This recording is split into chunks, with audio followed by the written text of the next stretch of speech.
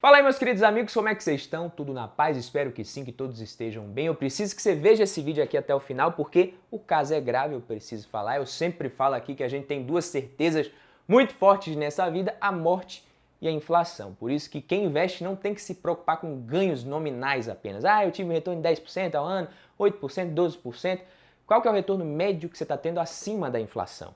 É isso que você tem que buscar e acompanhar e analisar. Então comenta aqui embaixo quais são os ativos, as ações, os ativos da sua carteira que te protegem da inflação. Deixa aqui nos comentários. A inflação ela volta para o foco dos investidores. Tivemos um período de alta em 2021, parecia que ia começar a arrefecer para 2022, 2023, mas novos fatores, novos eventos, como o conflito está acontecendo, inclusive na Ucrânia, principalmente tudo isso traz expectativas para o mercado e um receio de mais um período mais prolongado de inflação mais alta, porque a gente está falando de commodities, papai. Nesse vídeo aqui eu vou tentar fazer um compilado de forma didática, simplificada para vocês, sobre economia, inflação, o que está acontecendo globalmente. Vou falar sobre alguns investimentos também, ações, fundos imobiliários, renda fixa, como se proteger de uma inflação mais prolongada, inclusive quais são os principais cuidados que o investidor precisa tomar no momento como esse, para não acabar fazendo muita besteira, beleza? Então fique até o final desse vídeo aqui, porque a parte mais importante do vídeo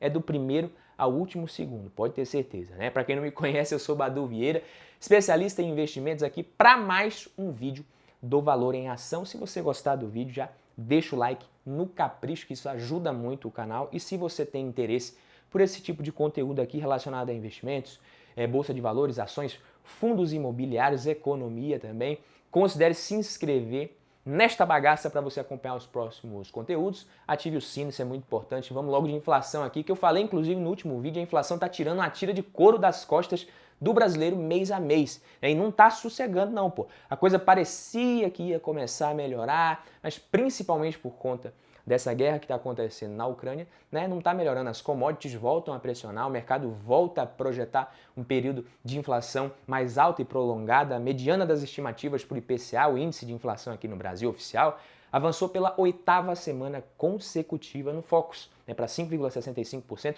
cada vez mais longe do teto da meta para 2022, que é de 5%. Para a Selic, a taxa básica de juros da nossa economia ali, a previsão para o fim de 2022 se manteve em 12,25% ao ano, mas cresceu a estimativa para 2023, de 8% para 8,5%, e para 2024 também, de 7,25% para 7,38%. Tudo isso porque o mercado já prevê mais probabilidade de uma inflação mais persistente. A alta do trigo já vai ser sentida pelos consumidores brasileiros já nas próximas semanas.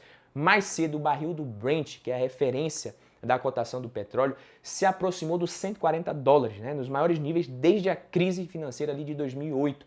Caso o petróleo realmente fique muito caro por muito mais tempo, tudo sobe, tá? Não dá para dizer se isso realmente vai acontecer ou não, qual que vai ser a máxima. No domingo, o secretário de Estado dos Estados Unidos, Antony Blinken, ele afirmou que os Estados Unidos e parceiros europeus estão discutindo a possibilidade de bloquear as importações de petróleo russo em resposta à invasão do país à Ucrânia. Vou colocar aí na tela o que ele disse, o que ele falou, né? Agora estamos conversando com os nossos parceiros e aliados europeus para analisar de maneira coordenada a perspectiva de proibir a importação de petróleo russo, garantindo ao mesmo tempo que ainda haja um suprimento adequado de petróleo nos mercados mundiais. Essa é uma discussão muito ativa enquanto falando, né? Esses caras falam bonito mesmo, né?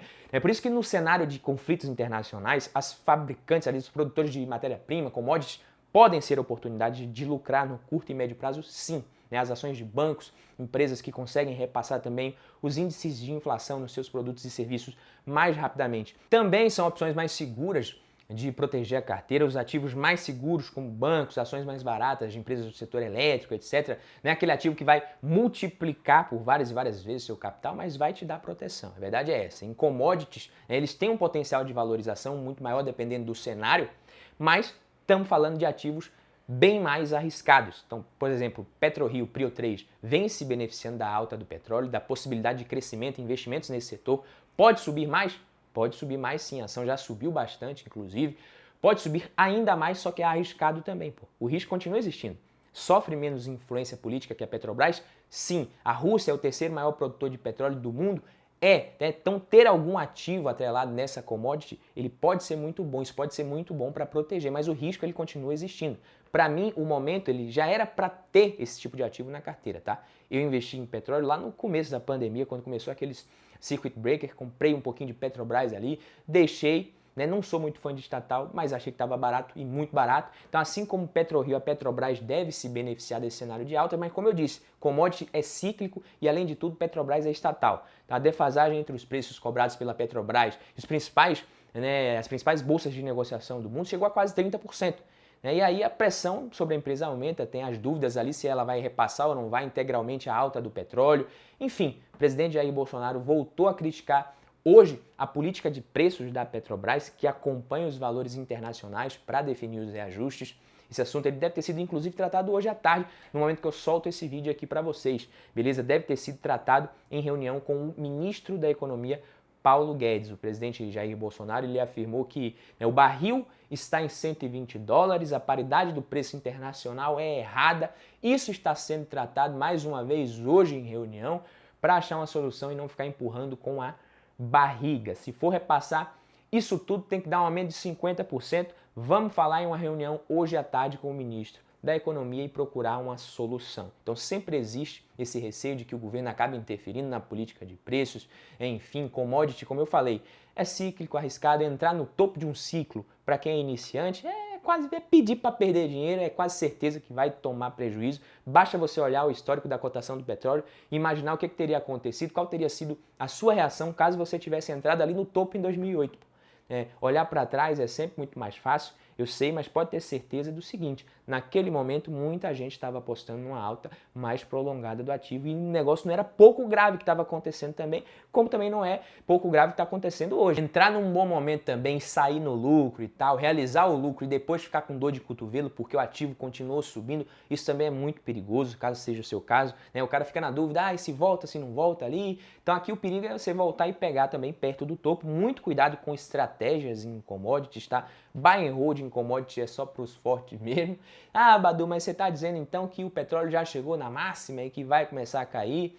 Não, eu não sei o que vai acontecer, eu não consigo prever o futuro, nem eu, nem você, nem ninguém, mas nesse tipo de ativo eu prefiro entrar quando ninguém está querendo, quando ninguém está se falando, aportar em períodos de queda ali, tentar me expor num próximo ciclo de alta que possa acontecer, seja lá quando acontecer também, porque acertar na mosca é improvável. Commodities para mim é alocação de patrimônio, é você definir quantos por cento você quer ter, se expor a esse percentual ali, se possível iniciar a sua exposição aos poucos e evitar começar a investir tudo de uma vez nas máximas ali. São ativos que podem se valorizar bastante em cenários como esse, sim, podem sim proteger a carteira, mas eu preciso fazer esse aviso. Porque tem muita gente falando, é a hora de comprar Petrobras, é a hora de investir em empresas produtoras de commodities, a oportunidade do ano, tem que entrar e tal. E não é bem assim. Se for entrar, entre ciente de que pode estar próximo de um topo, porque tudo pode acontecer. Como você pode ver aí, a Rússia impôs novas condições para cessar a guerra na Ucrânia, sugerindo uma mudança na Constituição do país vizinho para